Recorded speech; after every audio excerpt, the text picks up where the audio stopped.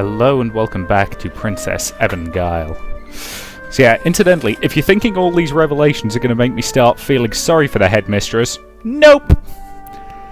Not even slightly. You see, she made a mistake. These things happen. However, the fact that she completely failed to, react in a sensible manner to it, she buried her head in the sand to a fairly spectacular degree, makes me dislike her even more, actually, I think. So you still get your big flashing neon sign with bitch written on it, but it's now also got deluded written over the top of it. Okay? Good. Yeah. By warping her understanding of the situation, she'd managed to stabilize her sanity, which probably just makes it harder on her. I thought before that if she was really the child of her best friend, she'd be kinder to her. But if this was a guilty spot on her own conscience, that'd never be allowed. At least if they hadn't been Alan Marine, it might have gone... Sorry, I know that word is alumni, goddammit. I'm an idiot sometimes. At least if they hadn't been alumni, it might not have gone this far, but... Tommy, you mean? Yeah. I'm a Venice student too, so I understand. Such a small world behind that gate. We spend so much time there. Holy Christ! Sorry, it's just massive rainstorm. Really glad I did my shopping early today. Bloody hell. Well, I think that buggers my chance of getting the grass cut any time in the next couple of days. Oh well. Better not be doing this tomorrow. I've got an eye test. Regardless. So your relationships just get too intimate. Mother and Tomi-san were probably too close. That's why the sin felt so deep. Yeah, I think you're right. Aya-chan... Oh God, I really am sorry. I feel like I've betrayed you as a father. Huh? In order to get your mother stabilized, I had to play along with her ideas about things. Or, you could have forced her to face up to it. I'm sorry, as a general of thumb, if someone's wrapped up in delusions, you have two options. You play along, and they've got no hope of ever getting better, or you force them to come to terms with the reality of the situation. Now, don't get me wrong, I'm not, a trained psychiatrist. But you might have thought about going to see one of those and getting their advice. Ay. So, I know how much I was isolating you, but I couldn't tell you the truth. I really am sorry. Of course, when we'd met at Christmas, I thought he didn't seem like a bad person, but he wouldn't interfere between them. I thought there was something off about him, so this is how that had happened.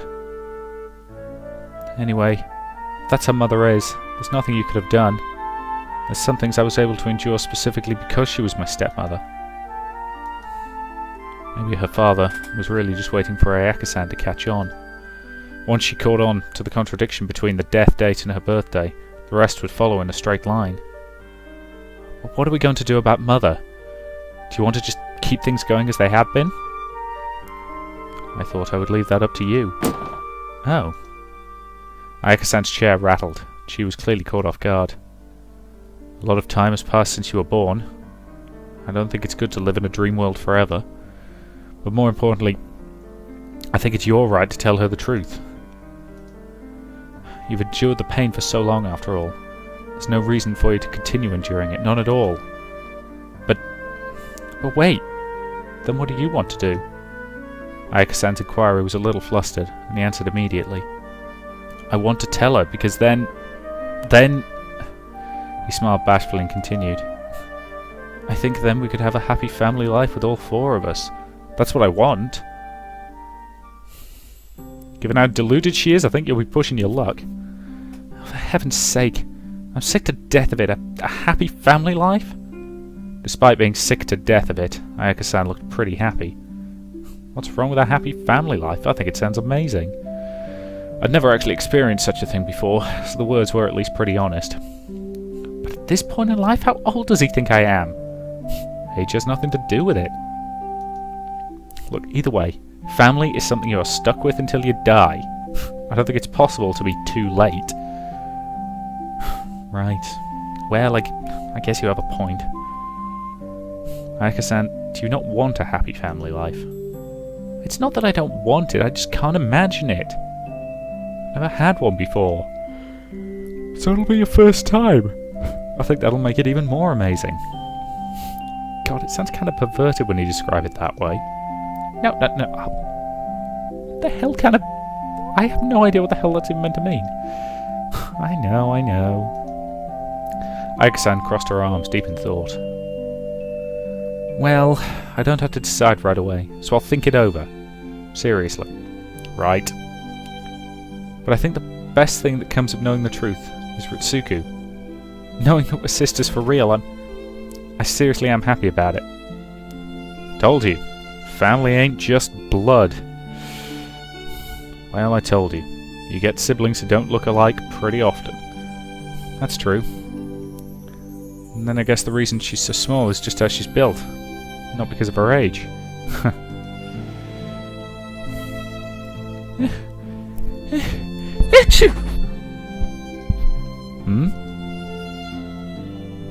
The hell? Okay, apparently she sneezes when people are talking about her. But I'm sure she doesn't know the truth about what we talked about today.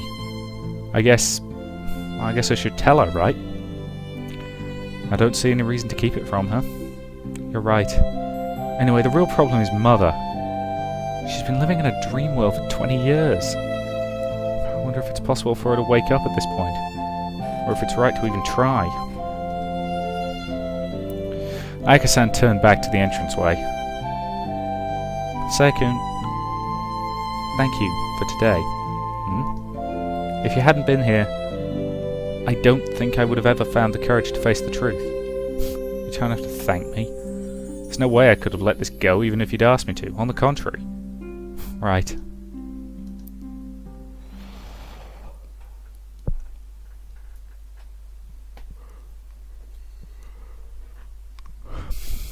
With her greatest fear behind her, the fear that she and Ritsuko-chan weren't sisters, Ayaka-san was cheerful once again, and the White Lily Society rededicated itself to the election campaign, but there were no signs of our approval rating rising. We'd asked Tami-san to stop running her surveys after the second term. At this point it was possible to feel which way the wind was blowing just from listening around. It was, after all, a small school. I guess chanting Noel didn't affect things much at all. After all that hard work we put into practicing. Well, it wasn't bad for an improvised choir group, but it's not as if you beat us. It was more like a draw, I suppose. A draw? Red Rose Society won that competition. What was that? We got just as much applause as you did? Is that what you think? As usual, they both hated to lose. Anyway, all we can do now is focus on the campaign. That's true. We need to get Rise's ideas out there. Because I really do want to see the school change next year too.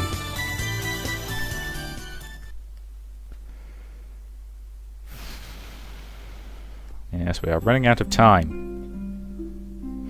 Friday evening, and Ayaka-san and I had stopped by Ritsuko-chan's room. It had been 2 weeks since our talk at the Papatore Moon Rock. Come in. Oh, you're with Masaya-sama. Good evening. Salutation. Wait a minute. I thought it would just be sister. It's nothing to worry about. I'm sure you keep it as clean as ever. No, I don't want to be careless. You're a stickler as ever, Ritsuko. Or did you just leave your bras lying around somewhere? I'm not you, sister. Sharp ears. After about a minute, the door opened again. I'm sorry for the wait. Please, come in. Excuse me.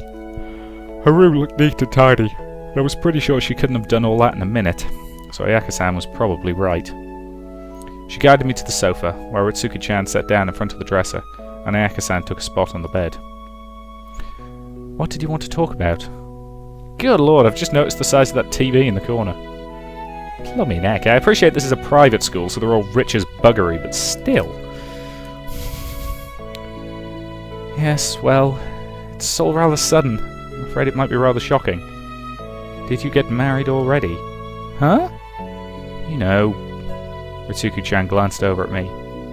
No, just accompanying her. This story doesn't actually have anything to do with me. Ah. It's about my mother. And with that, Ayaka-san proceeded to tell her the full truth.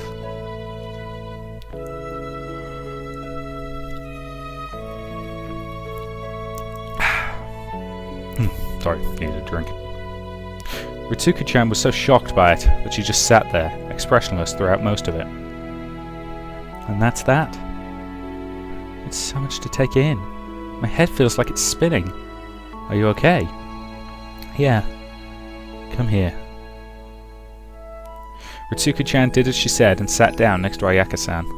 And Ayaka-san put an arm around her shoulders. Ritsuko-chan leaned in and rested her head on her chest. And watching them, I realised at last just how close they were as sisters. Don't be too mad at Dad, or at Mother. Well, I'd heard that they quarrelled a lot around the time they got married. But in the original story, it made Dad sound like the victim, so... Ritsuko-chan was clearly the fastidious type, so this was clearly a shock to her. I felt the same way, but I realised that if he was in love, I don't think he could help it. Call me an old pedantic on this one, and yeah, and this weird combination of cynical bastard and hopeless romantic. But I think he could probably have held off a couple of months until his wife actually died. You know, there is such a thing as impulse control. You know, even if it had been something as simple as one kiss and then realised, oh god, what the hell am I doing? And then got the hell out of there. I wouldn't, you know, that is something I can accept, but...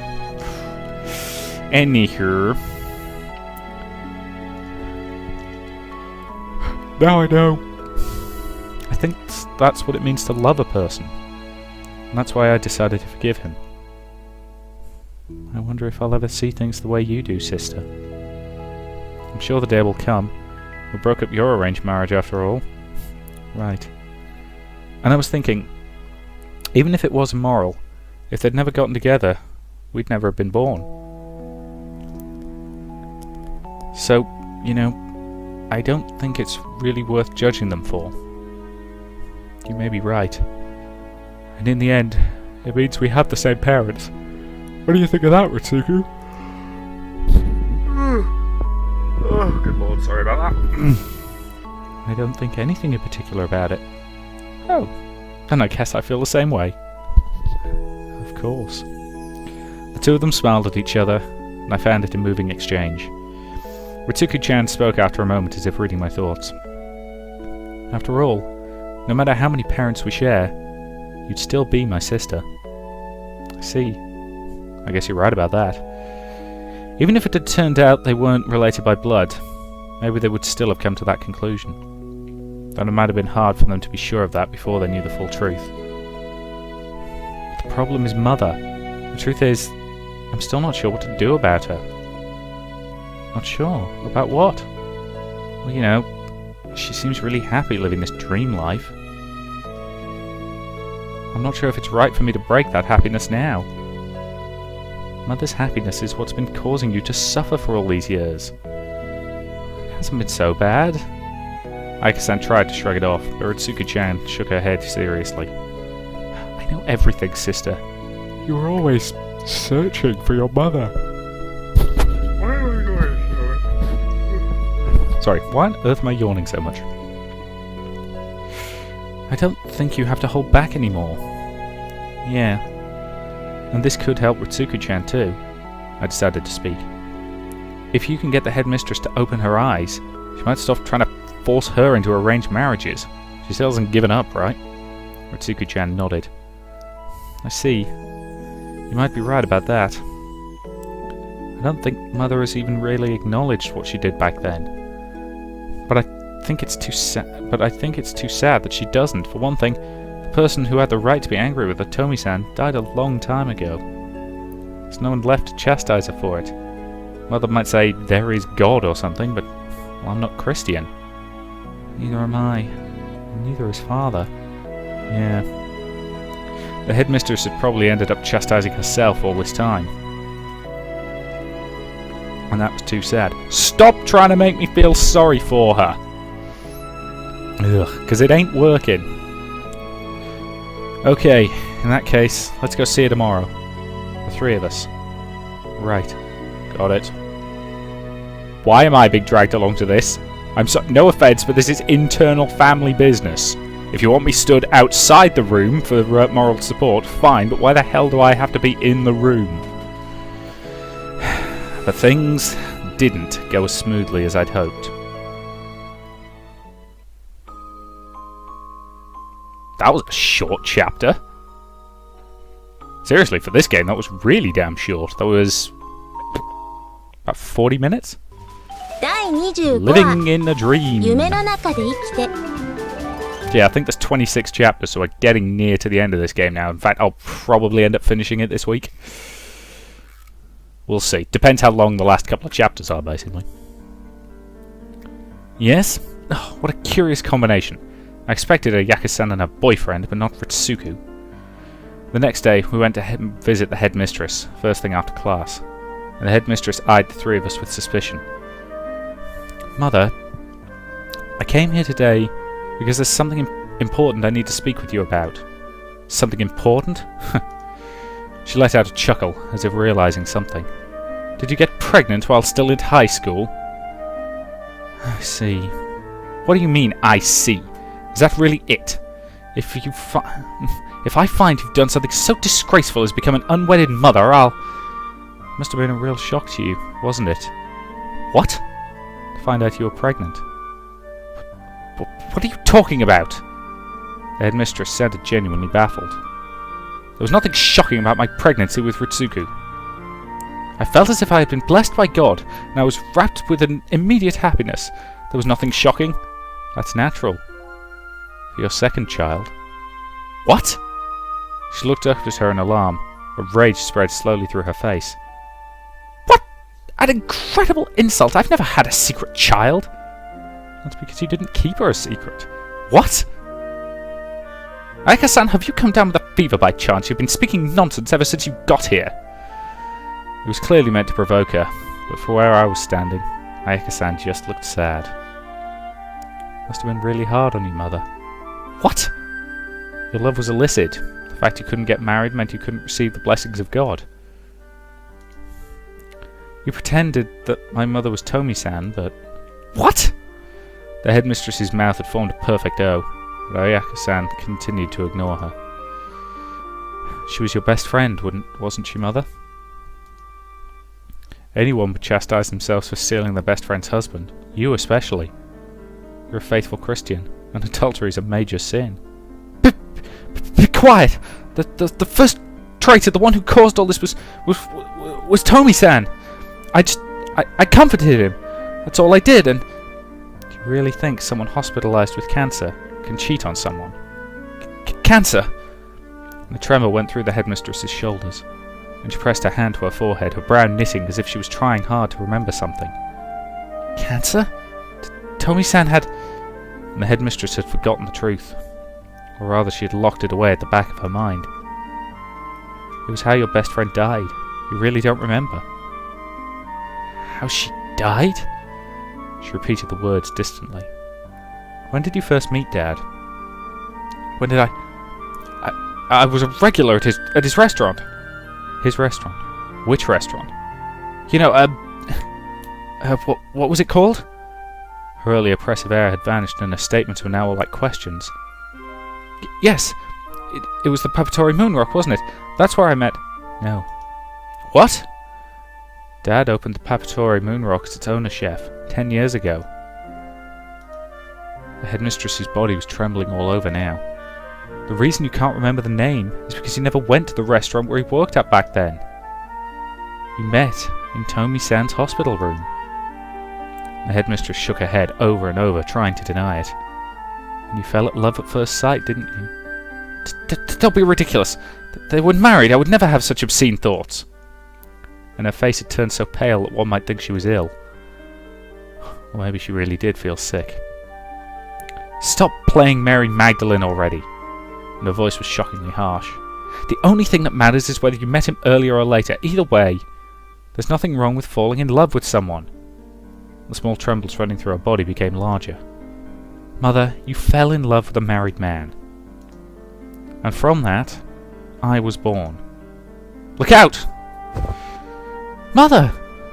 I flew out suddenly, and her face had gone pale beyond measure, and now was as white as a sheet. And Ritsuko-chan touched her forehead. She's soaking wet with sweat, but her forehead is cold. Look, let's get to the sofa. Please do. I'll call the nurse. Would you like help? Nope. Think I can handle it. I picked her up and carried her to the sofa. It frightened me the way she just collapsed. Yeah, this is why you probably should have a professional psychiatrist on hand. Anyone who's been living in a delusion for that long is going to need some serious professional help. Me too, but she'd clearly been suffering for a while. Ritsuko-chan knelt down next to her mother and touched once again at her forehead. Some kind of chronic disease? No, I don't think so. I think it was being found out by Sister that caused it. Thought so. She started acting strangely the minute Ayaka-san started contradicting what she thought she knew. So she really was fooling herself all of this time. Right. What was that Mary Magdalene thing she mentioned? She was one of Jesus' disciples and his wife. I thought that was only in Apocrypha. Oh, he was married? Some people believe he was. There are many different doctrines. There we go. Oh, I see. I believe Sister was referring to the Gospel of John, chapter 8. People were throwing stones at a woman who had committed adultery. Some people believed that woman was Mary Magdalene. What happened to her? Did they stone her to death? No. Jesus said, "Let he is without sin cast the first stone." The townspeople left and the woman was saved. Yeah. My problem with that little parable has always been that people will convince themselves they are without sin. Because, as has been emphatically proven, people are really amazing at deluding themselves.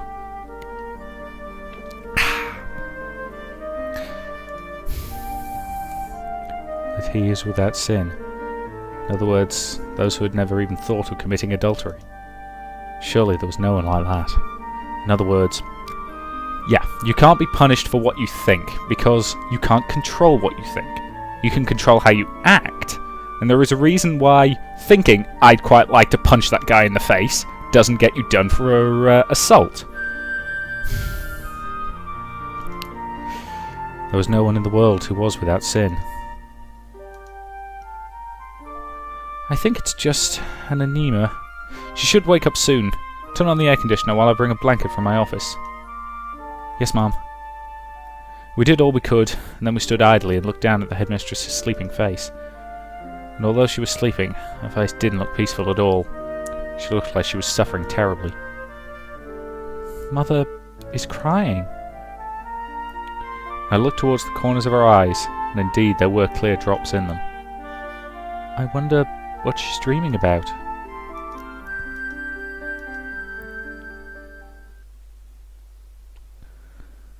Tomi-san was always on my mind. Maybe it was because I felt so close to her. She and I had similar personalities, single-minded and stubborn, with an unright sense of justice. We annoyed the people around us, and believed it was their fault for getting annoyed. That's the kind of girls we were. Ah! Gotcha! Still doesn't make me like you. We were both Christian, but we were in the vast minority. Witnesses may have been founded by a mission, but it wasn't really very religious. And because of that, neither of us quite fit in. Maybe that's what made us so hard, and maybe that's what bound us together so tightly. We were like two peas in a pod, and people used to say in a past life they must have been twins. The dead go to meet their final judgment. There's no such thing as reincarnation, I would say. And they would all shrink back. We were so similar. Perhaps it was inevitable that we'd fall in love with the same people. Of course, Kori-sama was the most popular girl in school. She was known as the solid coal. Just because we had such superficial seriousness, we sincerely believed that our feelings were genuine, not simply trend-chasing. In our desperation to become closer to Kori-sama, we joined the White Lily Society. And we made that childish promise. Neither of us moves on without the other, and we kept it for a year. Kori-sama didn't seem to grow closer to either of us in particular. It was a relief, but it felt insufficient. And that year, Kori-sama was unanimously elected student council president, and we both entered the student council after her. When Kori-sama became a third-year student, we began looking forward to the Chat de Noël in December even more. Of course, everyone knew that she hadn't exchanged rosaries with anyone yet, and because for a whole year, the rumour had been going through the school that Kori-sama would have to choose someone for her last chance. And we'd spent so much time with her in the White Lily Society and the Student Council, and we felt especially confident. And as Latuta saw, Kori-sama had put in extra caution into being impartial, and she showed no signs of liking anyone in particular, and so in that fateful day game, I couldn't believe that I was really the one chosen. I still remember pinching myself to confirm whether or not I was dreaming. I remember how pitiful my hand trembling had been when I exchanged rosaries with Kori-sama. And the candlelit cathedral was so dark, and Wanasama's face was so radiant I couldn't see anything else. When the time until Wanasama graduated in March passed like a dream, I won't deny that somewhere inside of me, I began to feel a feeling of superiority towards my best friend. And the love we'd cultivated for so long, for all that time, we believed that was real love. And with that shattered, things became harder on her. As her best friend, I understood that better than anyone. But that just fostered an ugly feeling inside of me. Maybe that was what planted the seed in my heart that allowed me to betray her in later years. Tomi-san acted more nobly than I did. She hid her emotions. She acted happy for me. After Kori-sama graduated, we in the school finally calmed down. We approached graduation with our friendship intact. Most of the graduating students continued on to Venice's Women's University, including us. But Kori-sama wasn't there. But regardless, I was surrounded by people I knew, and at first, it felt like it was merely a continuation of my school life. But that impression faded quickly. There was no longer the feeling of isolation there was at the academy. That too was natural. Kori-sama had chosen to marry rather than go to college and had moved to Tokyo. It's not something that you consider when you're living at school, but everyone ages. And those changes reached her eventually too, and Tomi-san found a boyfriend.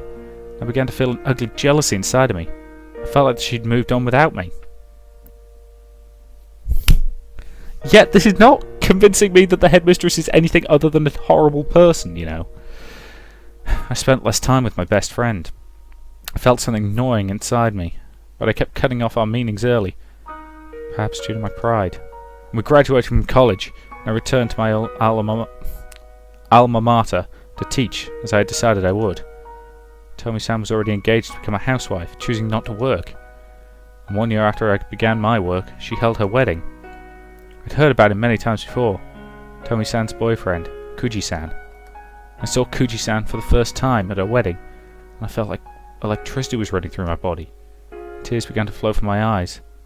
I thought it was only natural to feel that way at my friend's wedding. But the truth was something far different. And there were tears of the blackest grief. And for the first time in my life I'd fallen in love at first sight, and I was assailed by irrational thoughts. I wasn't I the one standing there beside him? And at the reception, a new couple came by each table to light candles. When they came to mine, it wasn't my best friend's radiant form that caught my eye, but the face of a man I'd never met. And when the bride addressed me, I gasped and looked at her, and spat the word congratulations from my mouth mechanically. And from that day forward, I grew more and more estranged. And Tomi-san likely thought it was just because I was still single. My feelings of attraction towards a married man terrified me, and as the years passed we barely spoke to each other at all. As a result, I was shocked beyond belief. I heard that Tomi-san was at the hospital with an illness, and I went to see her right away. And at the time, the only thought on my mind was concern for my best friend. Or so I wanted to believe, but my unrequited love was still smouldering inside me. And again, I met Kuji-san, there in that hospital that smelled of death. It was the second time we'd met, but he acted as though it were the first. There was no sign of the healthy, beautiful Tomi-san I had known there. It was cancer, they'd said, and Kuji-san had chosen to announce it, so Tomi-san had found out right away. She was too young for such tragedy, and for the first time in my life, I questioned the existence of God. I couldn't stand to watch Kuji-san's sadness, and Tomi-san and I restored our friendship quickly. And yet, more and more, Tomi-san remained in bed. Right, we're right at the end of our timer for this part, so that's a reasonable-ish point at which to end it. So I will say thank you very much for watching, and I will see you in the next.